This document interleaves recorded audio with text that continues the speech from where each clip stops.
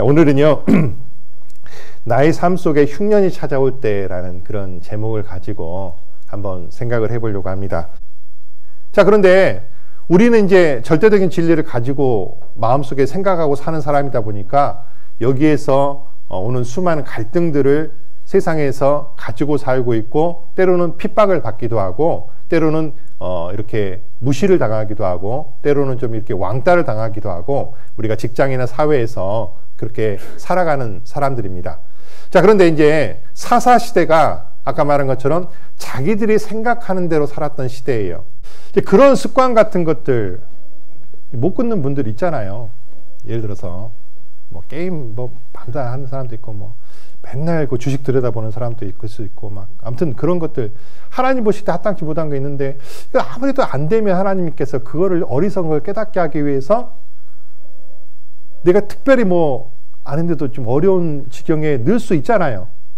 사람마다 다르니까 징계일 수 있고, 그 다음에 또 뭐예요? 어떤 시험일 수 있고, 테스트일 수 있고, 또 하나는 내가 너무 어리석으니까 좀 알으라고, 좀 깨달으라고 하나님 주시는 섭리, 교육하기 위해서 나를 나를 온전하게 인도하기 위한 하나님의 어떤 섭리일 수도 있겠다. 자, 어떤 모습이든지 그것이 내게 왔을 때 내게 왔을 때 우리는 어떻게 해야 될까요? 자, 이 엘리멜렉과 그 가족은요 어떤 길을 택했습니까? 먼저 베들레헴에 있던 수많은 사람들 대부분은요 거기를 떠났어요? 그 자리에 있었어요? 대부분은 그 자리에 있었습니다. 그리고 우리가 뒤에 가면 하나님께서 그 땅 백성들을 권고하셔서 먹을 걸 다시 주셨다는 이야기를 듣고 10년 후에 그냥 거지가 된 나오미가 그 소식을 듣고 베들레헴으로 돌아오잖아요.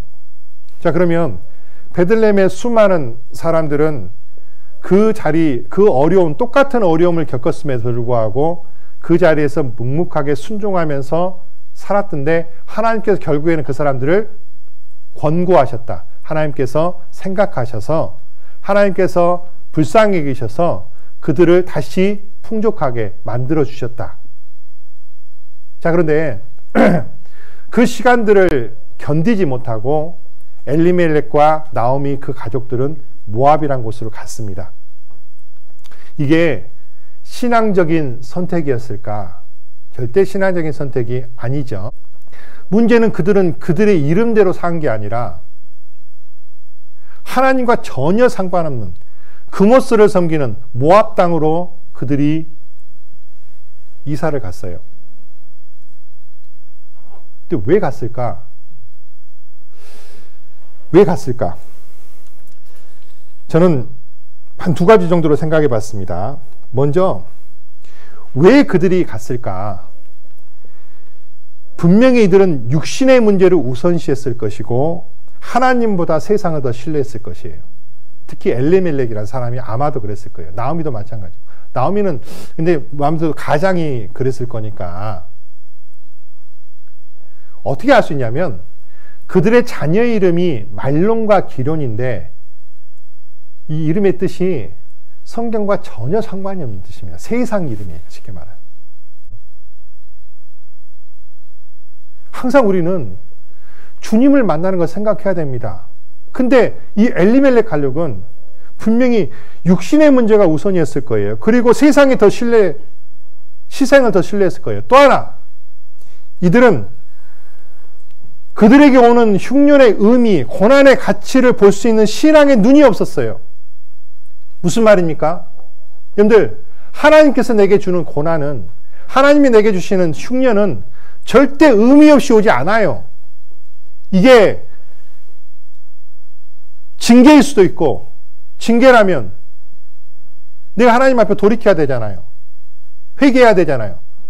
테스트일 수도 있고, 그러면 잘 테스트를 통과해야 되잖아요. 또 내가 어리석어서 하나님 뜻을 잘 모르니까 하나님께서 깨우치게 해주려고 하는 어려움일 수도 있잖아요. 그럼 어떻게 하면 돼요? 잘 생각해보고, 잘 기도해보고, 하나님이 도대체 내게 왜 이런 일을 주셨고 이거를 잘 통과한 다음에 내게 어떤 축복이 있을까? 이거를 보는 눈이 있었다면 이 사람은 결코 쉽게 그렇게 베들레헴을 떠날 수 없었을 거예요. 근데 전혀 그런 눈이 없었던 것 같아요.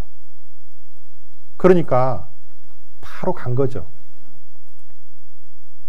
자, 시편 119편을 보겠습니다. 시편 119편 67절을 제가 보겠습니다. 고난당하기 전에는 내가 그릇 행하였더니 이제는 주의 말씀을 지키나이다. 자, 고난당하기 전에는 어떻게 했다고요? 내가 그릇 행했다. 내가 알건 몰랐건 잘못된 행동을 했다. 근데 이제는 주의 말씀을 지킵니다. 고난을 당하고 나서 내게 주어진 축복이 뭡니까? 하나님 말씀을 더 소중히 생각하고 하나님 말씀을 더 내 마음에 둘 수 있는 그런 신앙으로 성장을 한 거잖아요. 고난이 그렇게 만들어준 거잖아요. 또 밑에 71절입니다. 고난당한 것이 내게 유익이라. 이로 인하여 내가 주의 윤례를 배우게 되었나이다. 이런 표현을 하더라고요. 고난은 변장된 축복이다. 고난은 이메일로 온대요. 삑 하고 날라와. 근데 축복은 배 타고 온대요. 태평양을 건너서. 분명히 같이 출발했을 텐데 나한테 오는 것은 시차가 있죠. 하나님이 결국에 우리한테 주려고 하는 건 뭡니까? 축복이잖아요. 축복. 근데 한순간은 나에게 뭘로 보이는 거예요? 힘든 거예요. 고통스러운 거예요. 야고보서 5장입니다. 13절 말씀. 이건 한번 같이 한번 읽어볼까요? 조용히 시작. 너희 중에 고난당한 자가 있느냐? 저는 기도할 것이요. 즐거워하는 자가 있느냐? 저는 찬송할지니라. 기도해라.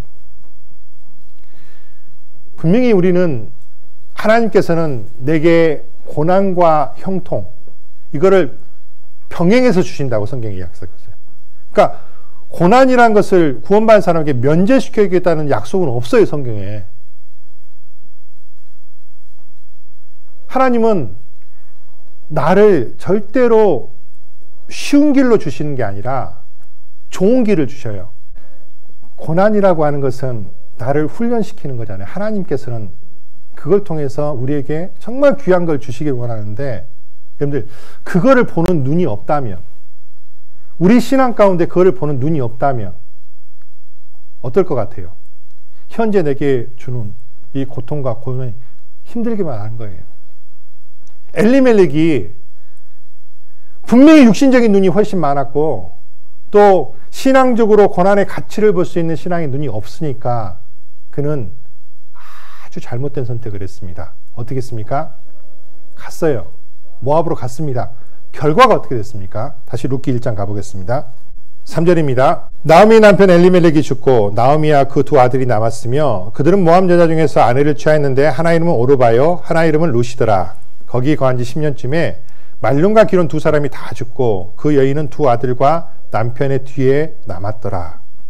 살아보려고 갔는데 불행하게도 아마도 그거 보면 우거한다는 표현이 있거든요. 우거라는 말이 뭐냐면 잠시 머무르다 온다는 뜻이에요. 1절에 보면 모압지에 가서 우거했는데 우거라는 것은 잠시 머물러다 온 겁니다. 그러니까 아마도 이 사람들은 잠시 좀 흉년만 피하고 살다가 되돌아올 마음으로 갔던 것 같아요. 근데 어쩌다 보니까 몇 년을 살게 됐어요?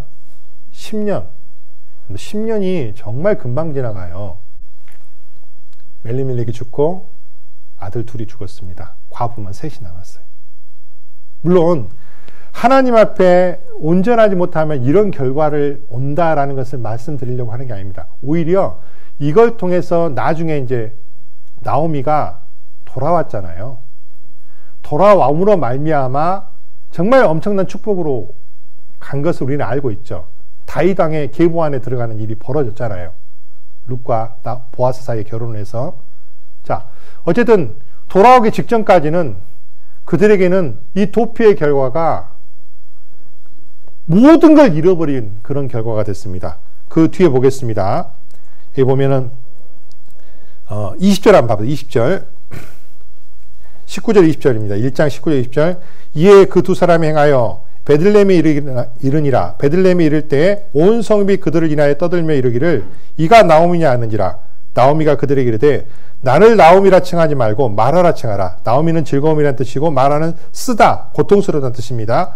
이는 전능자가 나를 힘에 괴롭게 하였습니다. 내가 풍족하게 나갔더니 여호와께서 나로 비어 돌아오게 하셨느니라. 여호와께서 나를 징벌하셨고 전능자가 나를 괴롭게 하셨거늘 너희가 어찌 나를 나오미라 칭하느뇨 하니라. 사실 우리가 어떤 어려움이 왔을 때 도망가는 것은 결코 합당치 않습니다. 이 엘리멜렉 가족은 어려움이 왔을 때 그걸 하나님 앞에서 숨을 죽이고 하나님의 뜻을 분별하면서 그거를 잘 이겨낸 게 아니라 피해서 어떻게 한 거예요? 도망간 거예요. 피한 거예요. 그냥 외면해 버린 거예요. 지극히 육신적인 선택으로 그냥 살기 위해서 간 겁니다. 근데 그 결과는 결코 그들이 기대했던 결과가 아닌 거예요. 어쩌면 상상하기도 싫었던 결과로 온 거예요.